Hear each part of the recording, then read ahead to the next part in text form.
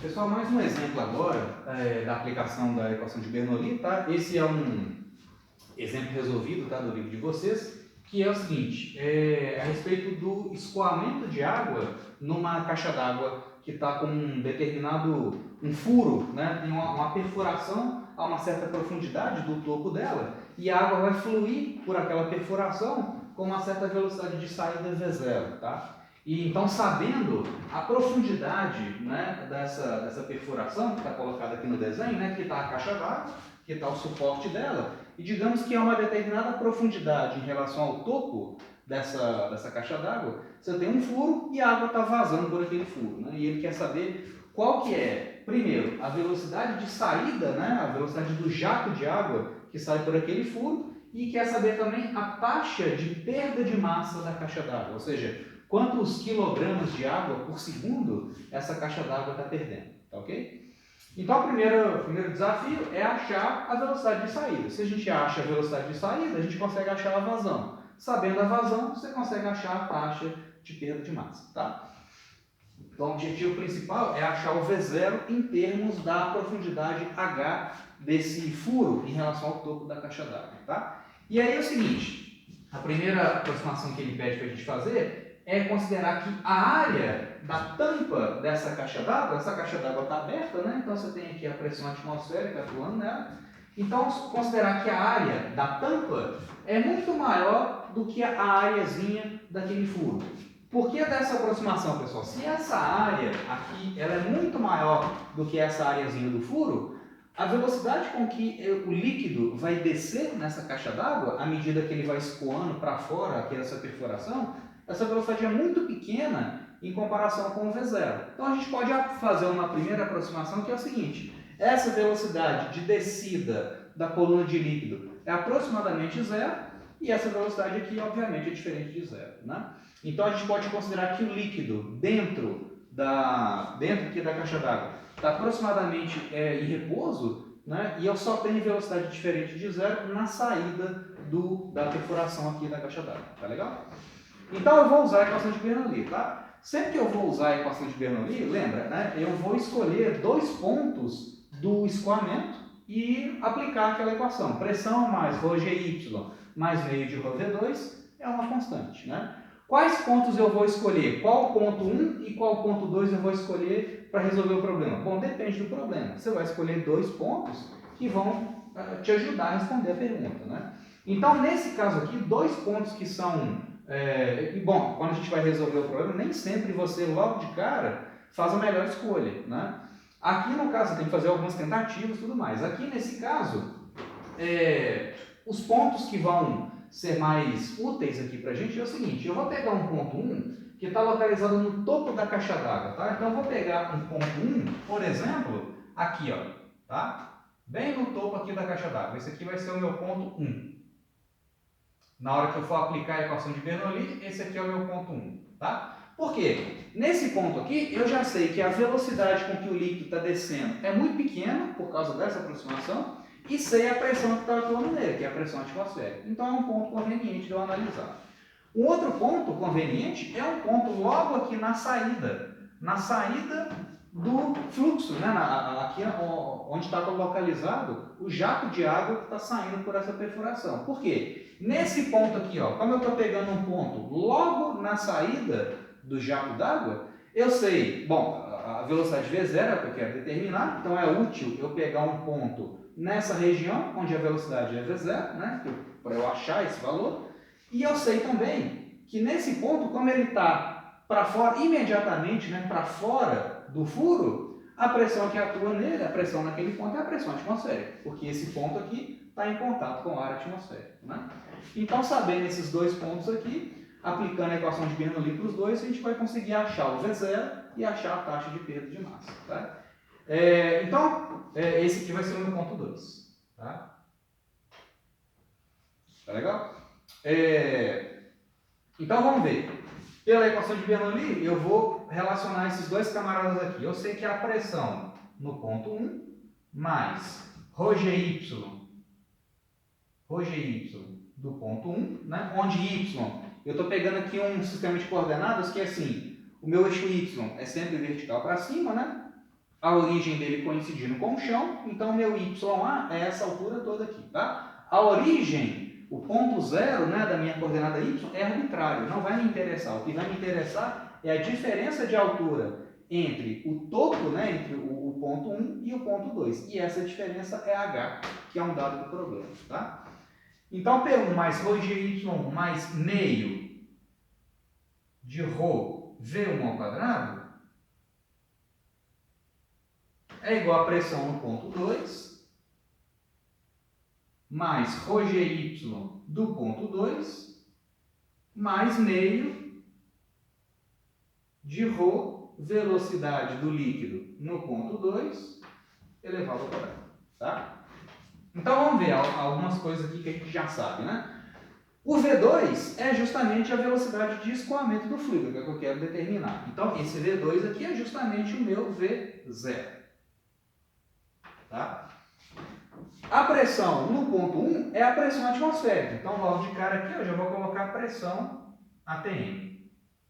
No ponto 2 a mesma coisa. Esse ponto 2 ele está fora aqui ele está fora da caixa d'água, então ele está em contato com o ar atmosférico. A pressão atuando no fluido que está passando pelo ponto 2 é justamente a pressão atmosférica. Ele está ligeiramente para fora da caixa d'água, está imediatamente para fora da caixa d'água. Então, PATM. O V0 é muito maior do que o V1, então quando eu passar esse cara subtraindo aqui, ó, eu vou ter meio de ρ V0 quadrado menos V1 quadrado. Esse cara é muito maior do que esse, então logo de cara eu já vou desconsiderar esse termo, né? A velocidade com que o fluido está descendo dentro da caixa d'água é muito pequena por causa dessa aproximação, tá? Então logo de cara aqui, ó, eu vou ter o seguinte, essa pressão aqui vai cancelar com essa, né? E aí eu vou ter o seguinte, que meio de ρV2 ao quadrado, então isso implica o seguinte, né? Vou passar para cá. Meio de ρV0 ao quadrado, meio de ρV0 ao quadrado é igual. Então, eu vou manter esse cara do lado direito, vamos passar o resto para cá subtraindo, né? Vai ficar ρgy1. Então, olha só, vou passar esse cara para o lado esquerdo aqui, subtraindo, né? E esse cara vai passar subtraindo. Então, vai ficar ρ vezes g em evidência, y1 menos y2. E olha só, a altura, aliás, aqui eu chamei YA, né? Na verdade aqui é Y1 e aqui é Y2. Então, Y1, essa altura toda, menos o Y2, ou seja, essa altura toda menos essa, é justamente a profundidade do furo, que é o Hzinho, que é um dado do problema, né? Então, esse sujeito aqui, ó, é o meu H. É a profundidade do furo em relação ao topo do líquido, né? Então, aqui a densidade vai cortar, esse ρ aqui corta com esse. Então, daí eu vou ter o seguinte. Eu vou ter, então, que o V0 quadrado, V0 quadrado é igual a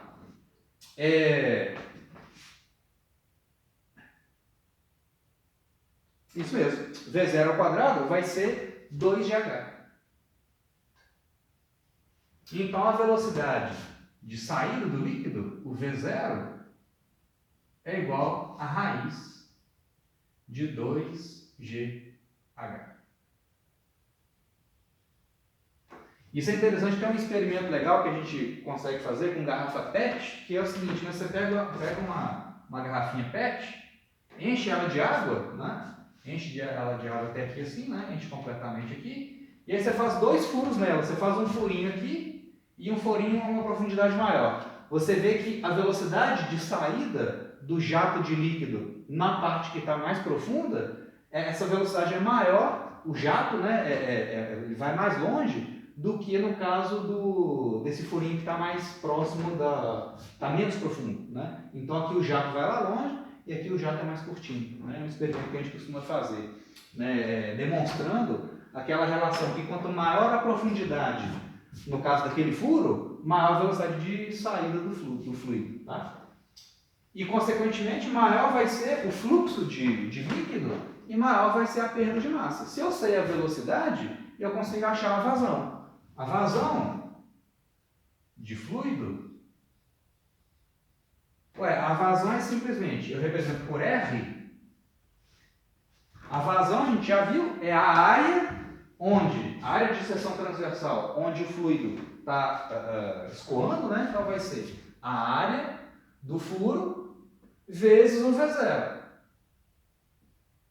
Então, a vazão, o R é simplesmente o quê? A0, a área daquele furinho, vezes a raiz de 2GH.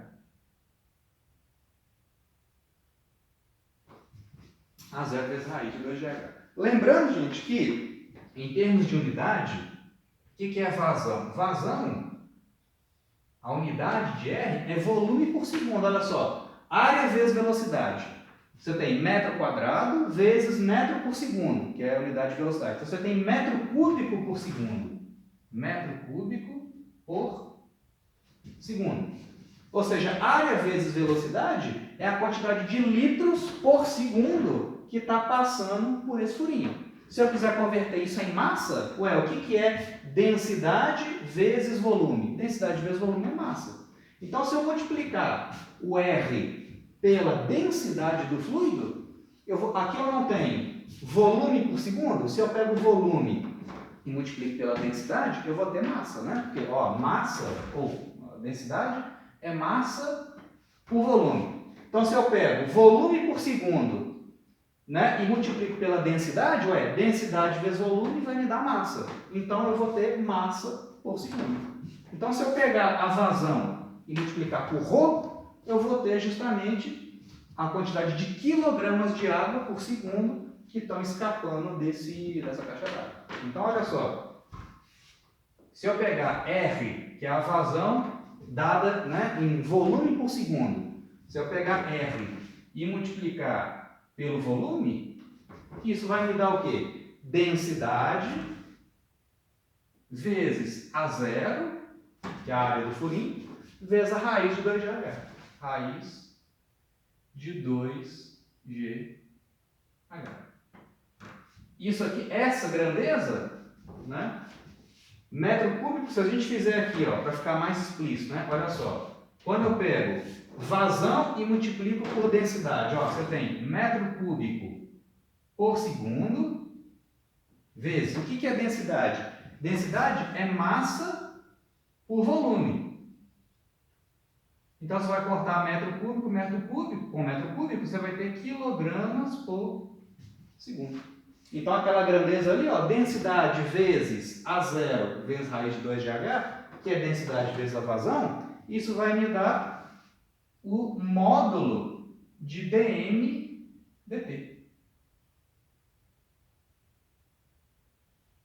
dm/dt é a quantidade de quilogramas por segundo de líquido que está se perdendo, né? dm/dt é um número negativo, porque a caixa d'água está perdendo massa, né? Então, esse dm, como é uma perda de massa, esse dm/dt é um número negativo. O módulo disso é o valor absoluto, né, da taxa de perda de massa, que é ρ/0 raiz de 2GH. Então, aquele módulo ali é só para garantir que o resultado é um número positivo, tá? Porque o dm/dt é negativo, né? Tomando o módulo, você consegue estabelecer essa igualdade, né?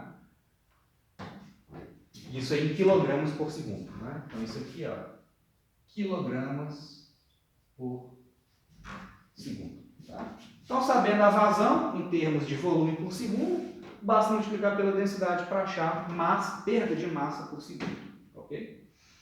Essa outra observação aqui, gente, é o seguinte, ela vai ser útil nos próximos exemplos, tá? Que a gente vai fazer nos próximos vídeos, tá? Que é o seguinte, digamos que você tenha o caso de um escoamento uniforme de líquido. O que isso significa? Você tem uma região lá do seu encanamento, lá do tubo de corrente, onde você tem várias linhas de corrente igualmente espaçadas e todas paralelas entre si, né? Significa, então, que em todos os pontos dessa parte do meu escoamento, o líquido tem a mesma velocidade, né? Então aqui no ponto 1, no ponto 2 e em qualquer outro ponto, eu tenho a mesma velocidade, tá? Então é um escoamento uniforme, tá? Nessa situação aqui, a diferença de pressão entre o ponto 1 e o ponto 2 é apenas devido à diferença de profundidade entre eles, tá? Ou seja, a diferença de pressão entre o ponto 1 e o ponto 2 é devido apenas à coluna de líquido entre os dois. A pressão no ponto 2 vai ser maior do que a pressão no ponto 1. Isso fica nítido aplicando a equação de Bernoulli, né? Olha só, vamos aplicar a equação de Bernoulli para esses dois pontos, tá? Desse escoamento uniforme. Então, pressão no ponto 1 mais ρgy do ponto 1. Meu y aqui é a minha coordenada, eu coloquei a origem dela, aqui coincidindo com a base do encanamento, né? E o y é a altura desse ponto. E a mesma coisa para o y2, tá? Então, a origem aqui não interessa, o importante é que eu oriente o eixo y sempre para cima, tá? Então, a pressão no ponto 1 mais ρgy1 mais meio de ρv1 ao quadrado, onde Vzinho é a velocidade do líquido passando pelo ponto 1, é a mesma coisa aqui, P2 mais ρgy2 meio de ρv2 ao quadrado, né? No caso, como esse escoamento é uniforme, a velocidade aqui é igual à velocidade aqui. Por isso que as linhas são igualmente espaçadas, né? Então aqui, ó, esse camarada vai cancelar com esse aqui quando eu passar subtraindo, né? Então eu quero achar a diferença de pressão entre o ponto 2 e o ponto 1. Você vê que o P2 menos o P1, ó, passei o P1 para lá subtraindo, e esse cara aqui eu vou passar para o lado esquerdo subtraindo, né? Então P2 menos P1, passei para lá, isso é igual a ρ vezes G, colocado aqui em evidência, Y1 menos Y2, que eu passei para o lado esquerdo subtraindo, né? E o que é Y1 menos Y2, gente? Y1 é essa altura toda aqui, ó, da base do cano até o Y1. O que é o Y2? Essa altura aqui, ó. O que é essa altura toda subtraída dessa altura aqui, ó? Vai ser justamente a diferença de profundidade, né? Vai ser a separação vertical entre os dois pontos, vai ser o H, né? Então eu achei que P2 menos P1 é ρg vezes H. Como o Y1 é maior do que o Y2, né? Esse ponto aqui está mais em cima que esse, então a pressão, esse lado direito da equação é um número positivo, né? Então o P2 é maior do que o P1, né? Nesse caso, o P2 é maior do que o P1. E você vê então que a diferença de pressão entre os dois é justamente devido a essa altura de coluna de líquido, ou seja, é a pressão manométrica devido a essa altura da coluna de líquido, devido à diferença, né, de profundidade entre os dois. Tá? Então, para dois pontos que estão sendo percorridos, né, vamos dizer assim, para dois pontos onde o escoamento do fluido tem a mesma velocidade, a diferença de pressão é devido à diferença de altura entre eles. Okay?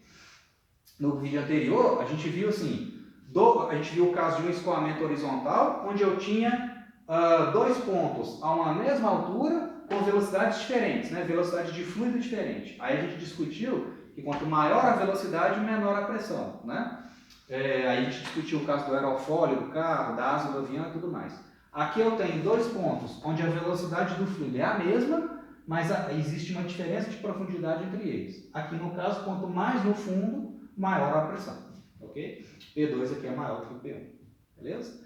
A gente vai precisar disso no próximo vídeo, a gente vai discutir mais alguns exemplos. Tá ok? A gente faz isso então no vídeo 37.